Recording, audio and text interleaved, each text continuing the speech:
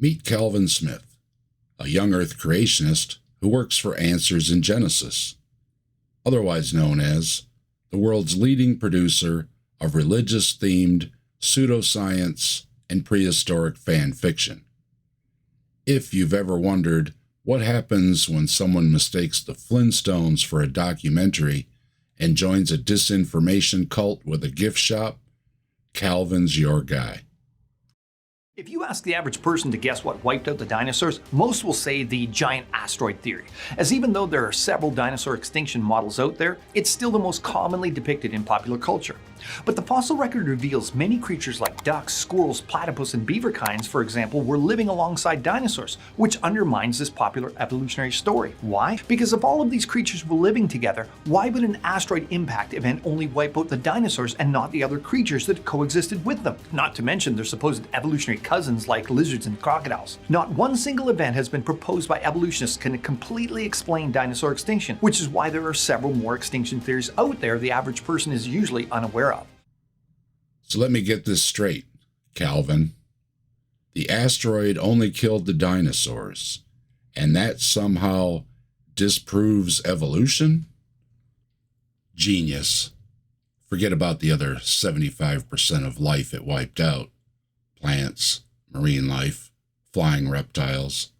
Who needs those when we can focus on the real tragedy? Dinosaurs didn't make it.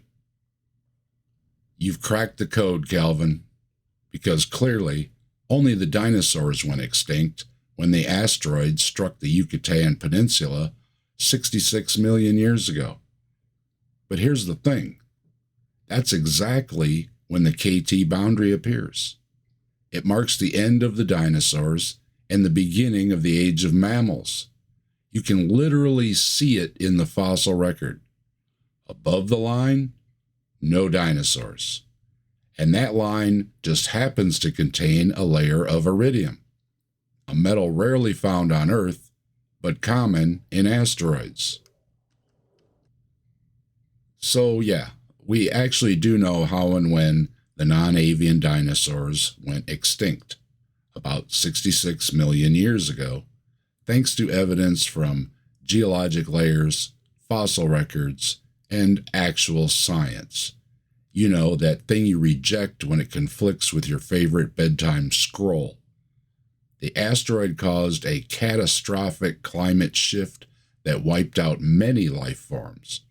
But who needs all that boring evidence when you've got cartoon logic and cherry-picked nonsense from a creationist theme park?